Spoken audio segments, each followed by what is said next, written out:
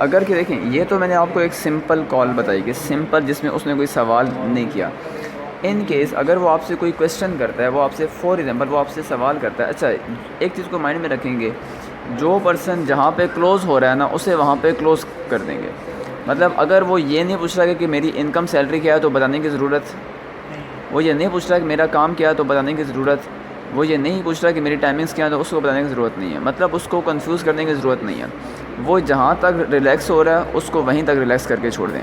ठीक हो गया। हाँ, अगर कोई इस बंदा आपसे ये सवाल करता है कि भाई मेरी वर्किंग क्या होगी, मेरा काम क्या होगा, सो उसे आप बड़ा सिंपल से कहेंगे भाई ऐसा है कि जिस तरह मैंने पहले बताया कि हमें ऑफिस बेस्ड प्रोजेक्ट में कुछ लोग चाहिए, कस्टमर सर्विसेज के लिए, कंसल्टेंसी के लिए, टीम बिल्डिंग के लिए, टीम मैनेजमेंट के लिए। ये आपको सीक्वेंस में याद हो, कस्टमर सर्विसेज के लिए, कंसल्टेंसी के लिए, टीम बिल्डिंग के लिए, टीम मैनेजमेंट के लिए हमें कुछ लोग चाहिए। तो इसमें जब आप कल इंटरव्यू में आएंगे तो फिर आपकी स्किल्स के मुताबिक देखेंगे कि आप किस लेवल पे अच्छा परफॉर्म कर सकते हैं। तो ये आप पे डिपेंड करता है। कल आ जाएँ, इस पे बात हो जाएगी, कोई मसला नहीं है। ये क्लियर इसको आपने कर देना है। अगर वो इससे कुछ ज़्यादा पूछना चाह रहा है तो उसे सिंपल कह देंगे भाई डिटेल्स इंटरव्यू में ही होंगी, मैं आपको अभी बता रहा हूँ, कोई मसला बाकी रहा तो मैं हाज़िर हूँगा। कॉल पे ज़्यादा लंबी डिस्कशंस करने की ज़रूरत नहीं है। एक से दो सवालों का आप प्रोफेशनल आंसर कर दें, ज़्यादा लंबी छोटी बातों में पढ़ने की ज़रूरत नहीं है। अच्छा, उसका सेकंड सवाल ये हो सकता है कि भाई मेरी सैलरी क्या होगी। अगर वो वर्ड सैलरी यूज़ कर रहा है तो आपको वर्ड सैलरी यूज़ करने की ज़रूरत नहीं है। ठीक हो गया। आप कौन सा वर्ड यूज़ करेंगे, आप सिंपल ये वर्ड यूज़ करेंगे। अगर वो पूछ रहा है कि भाई मेरी सैलरी क्या, तो आप उसके कहेंगे भाई फ़ाइनल तो इंटरव्यू के बाद ही होगा, बट एवरेज अगर आप यहाँ में पार्ट टाइम में काम करेंगे तो 15-20 के राउंड बट अर्निंग कर लेंगे, फुल टाइम में काम करेंगे तो 25-30 के राउंड बट आप अर्निंग कर लेंगे। बस जब वो आएगा यहाँ पे इंटरव्यू के लिए आएगा तो इंटरव्यू में फिर हमारी उससे डिटेल डिस्कशन हो जाएगी कि भाई शेयर्ड बेस क्या है, फ़िक्स क्या है, इन तमाम पे बात हम किस में करेंगे, इंटरव्यू में। बिकॉज़ कॉल पे ये बात ना समझाई जा सकती है, ना समझ आने वाली है, बिकॉज़ उनका माइंडसेट इसके मुताबिक नहीं है। तो ये बात इंटरव्यू में ही क्लियर हो जाएगी।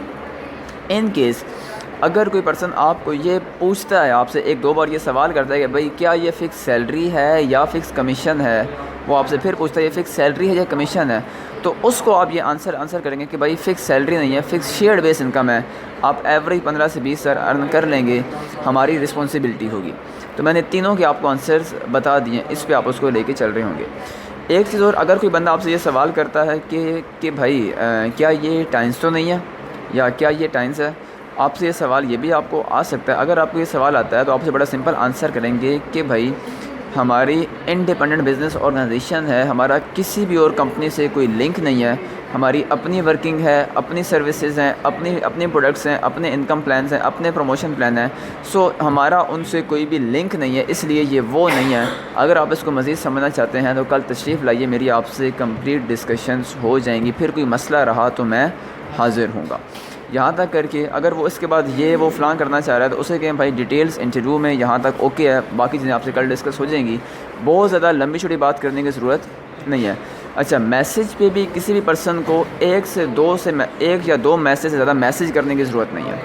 मैसेज पे भी 2 मैसेज पे बात होगी और कॉल पे भी आप 1 से 2 कॉल्स का आंसर करेंगे, ज़्यादा का आंसर करने की ज़रूरत बिल्कुल नहीं है। यहाँ तक ओके हो गया, क्लियर हो गया। अब इसको आप स्टॉप करें।